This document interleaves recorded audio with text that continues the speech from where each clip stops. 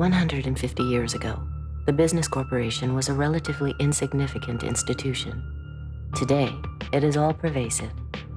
Like the church, the monarchy, and the Communist Party in other times and places, the corporation is today's dominant institution. This documentary examines the nature, evolution, impacts, and possible futures of the modern business corporation. Initially given a narrow legal mandate, what has allowed today's corporation to achieve such extraordinary power and influence over our lives? We begin our inquiry as scandals threaten to trigger a wide debate about the lack of public control over big corporations. I do think there is an overhang over the market of distrust. Listen, 95% or some percent, huge percentage of the business community are honest and reveal all their assets. And got compensation programs that are balanced, but there are some bad acts. The media debate about the basic operating principles of the corporate world was quickly reduced to a game of follow the leader. I still happen to think the United States is the greatest place in the world to invest. We have some shakeups that are going on because of a few bad apples.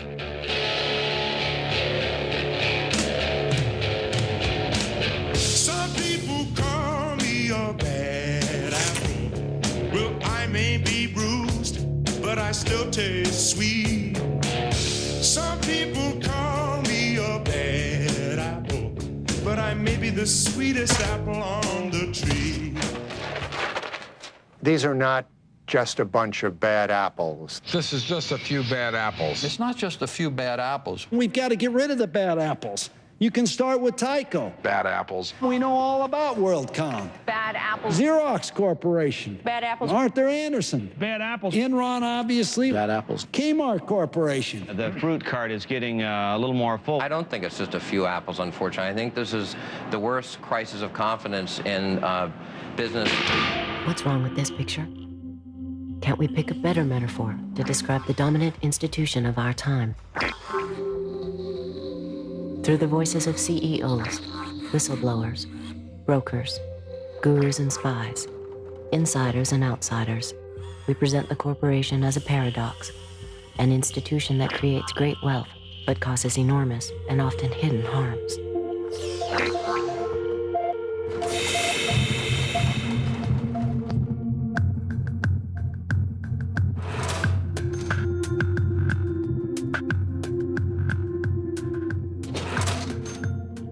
I see the corporation as part of a jigsaw in society as a whole, which if you remove it, the picture's incomplete. But equally, if it's the only part, it's not going to work. A sports team. Some of us are blocking and tackling, some of us are running the ball, some of us are throwing the ball, but we all have a common purpose, which is to succeed as an organization. A corporation is like a family unit. People in a corporation work together for a common end. Like the telephone system, it reaches almost everywhere. It's extraordinarily powerful. It's pretty hard to avoid. And it transforms the lives of people, I think, on balance, for the better. The eagle, soaring, clear-eyed, competitive, prepared to strike, but not a vulture. Noble, visionary, majestic, that people can believe in and be inspired by, that creates such a lift that it soars. I could see that being a good logo for the principal company. Well, okay, guys, enough bullshit. Corporations are artificial creations. You might say they're monsters trying to devour as much profit as possible at anyone's expense. I think of a whale, gentle, big fish, which could swallow you in an instant. Dr. Frankenstein's creation has overwhelmed and overpowered him, as the corporate form has done with us.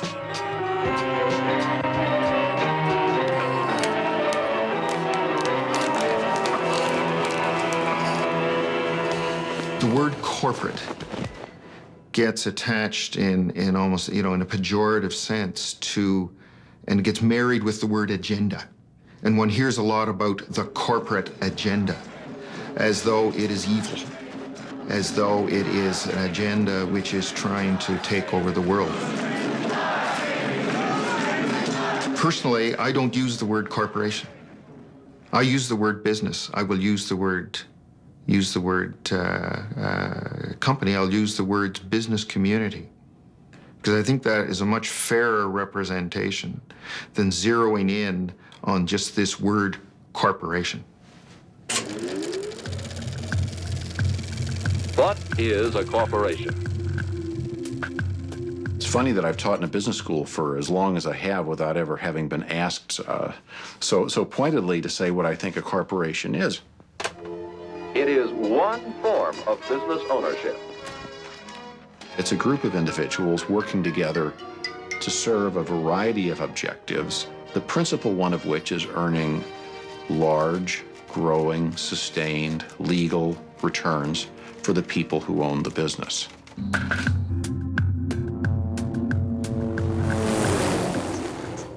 The modern corporation has grown out of the industrial age.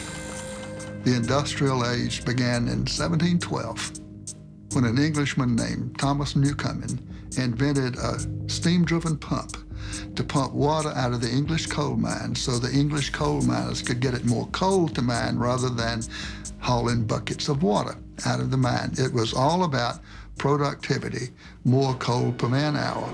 That was the dawn of the industrial age, and then it became more steel per man hour, more textiles per man hour, more automobiles per man hour, and today it's more chips per man hour, more gizmos per man hour.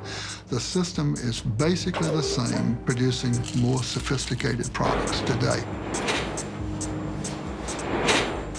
The dominant role of corporations in our lives is essentially a product of roughly the past century. Corporations were originally associations of people who were chartered by a state to perform some particular function, like a group of people want to build a bridge over the Charles River or something like that. There were very few chartered corporations in early United States history. And the ones that existed had clear stipulations in their state-issued charters. How long they could operate, the amount of capitalization, what they made or did or maintained, a turnpike, whatever, was in their charter, and they didn't do anything else. They didn't own or couldn't own another corporation.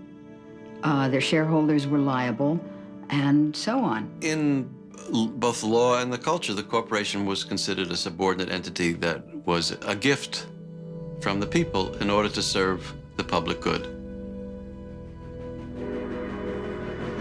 So you have that history, and we shouldn't be misled by it. It's not as if those were the halcyon days when all corporations served the public trust, but there's a lot to learn from that. The Civil War and the Industrial Revolution created enormous growth in corporations. And so there was an explosion of railroads who got large federal subsidies of land, banking, heavy manufacturing, and corporate lawyers a century and a half ago realized they needed more power to operate and wanted to remove some of the constraints that had historically been placed on the corporate form. The 14th Amendment was passed at the end of the Civil War to give equal rights to black people. And therefore, it said no state can deprive any person of life, liberty, or property without due process of law. And that was intended to prevent the states from taking away life, liberty, or property from black people, as they had done for so much of our history. And what happens is the corporations come into court, and corporation lawyers are very clever, and they say, oh, you can't deprive a person of life, liberty, or property. We are a person. A corporation is a person. And the Supreme Court goes along with that.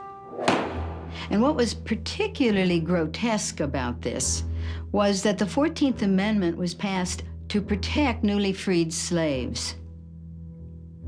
So, for instance, between 1890 and 1910, there were 307 cases brought before the court under the 14th Amendment.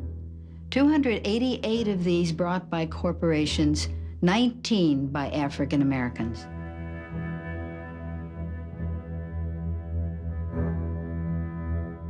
$600,000 people were killed to get rights for people. And then, with strokes of the pen over the next 30 years, judges applied those rights to capital and property while stripping them from people.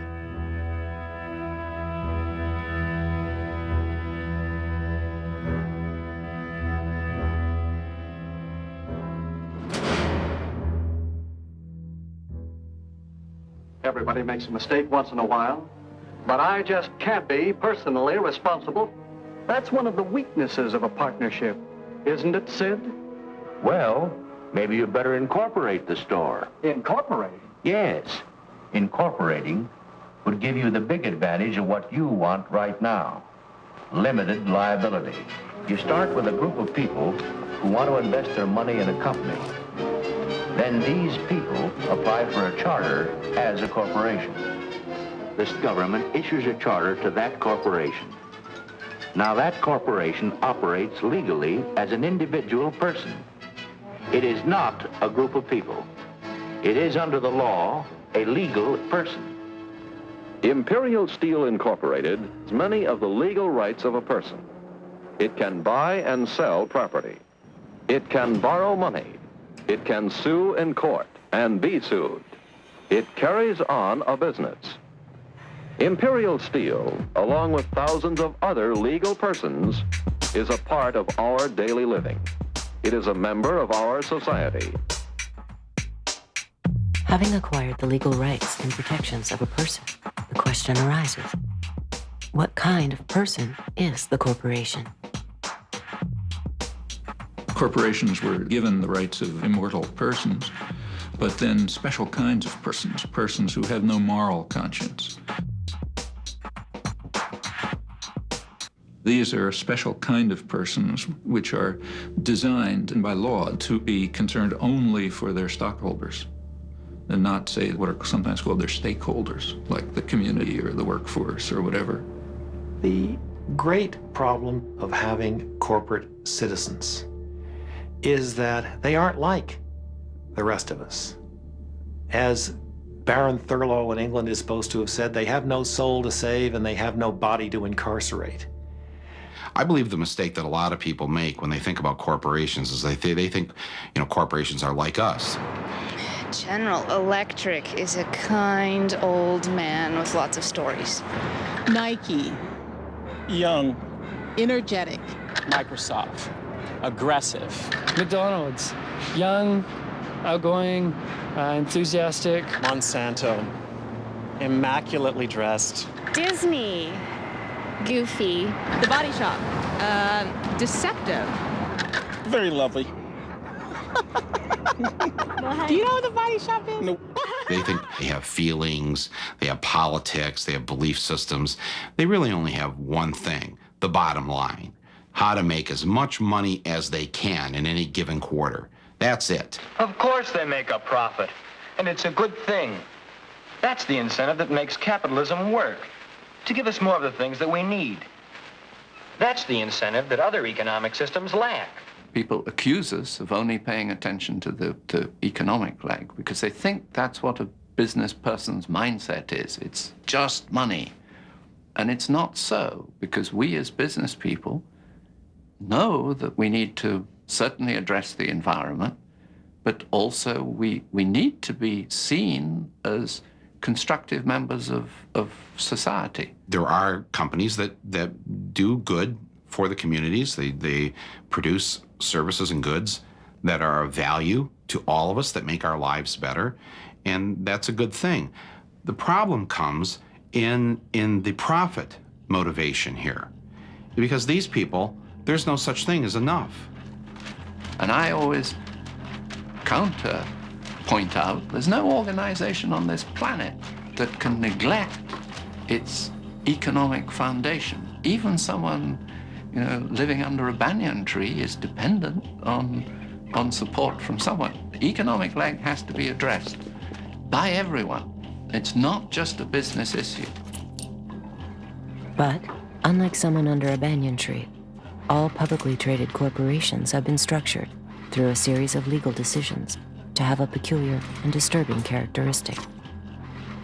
They are required, by law, to place the financial interests of their owners above competing interests. In fact, the corporation is legally bound to put its bottom line ahead of everything else, even the public good. That's not a law of nature. That's a very specific decision, in fact, the judicial decision. So they're concerned only for the short-term profit of their stockholders, who are very highly concentrated. To whom do these companies owe loyalty? What does loyalty mean? Well, it turns out that was a rather naive concept anyway, as corporations are always owed obligation to themselves to get large and to get profitable. In doing this, it tends to be more profitable to the extent it can make other people pay the bills for its impact on society. There's a terrible word that economists use for this called externalities.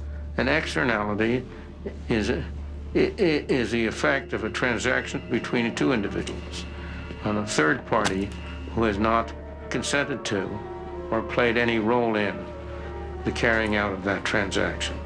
And there are real problems in that area, there's no doubt about it.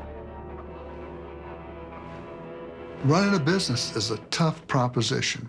There are costs to be minimized at every turn. And at some point, the corporation says, let somebody else deal with that. Let's let somebody else supply the military power to the Middle East to protect the oil at its source. Let's let somebody else build the roads that we can drive these automobiles on. Let's let somebody else have those problems.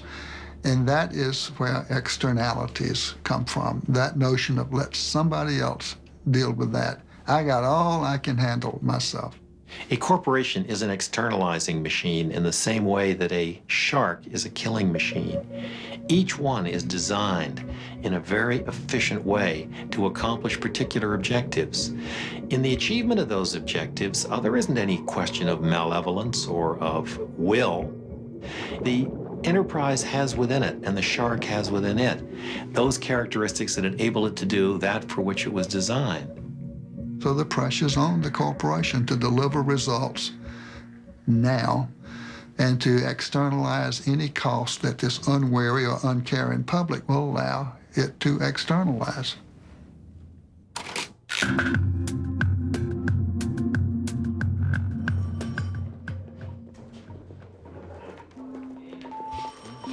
To determine the kind of personality that drives the corporation to behave like an externalizing machine, we can analyze it like a psychiatrist would a patient.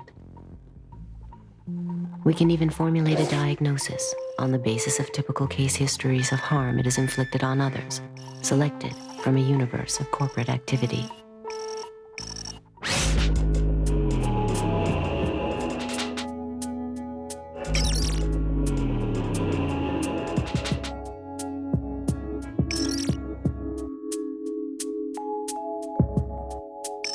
Well, this is the office of the National Labor Committee here in the garment area of New York City. It's a little bit disheveled. These are all from different campaigns. To make this stuff concrete as possible, we purchase all of the products from the factories that we're talking about. This shirt sells for $14.99, and the women who made the shirt got paid 3 cents. Liz Claiborne jackets made in El Salvador.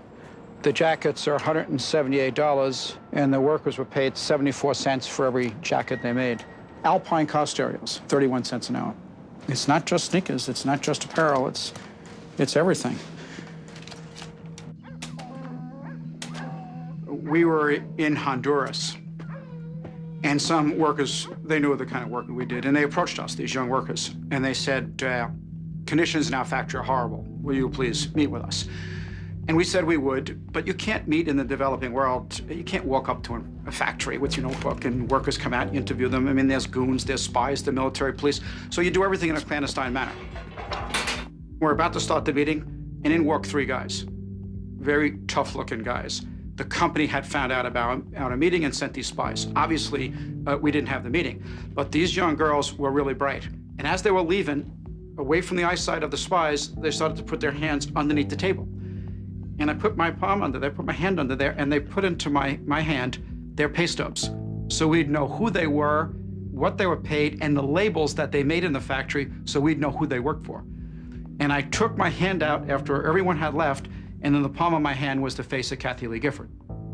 But the bottom of it is the interesting part. A portion of the proceeds from the sale of this garment will be donated to various children's charities. It's very touching. Get your right here.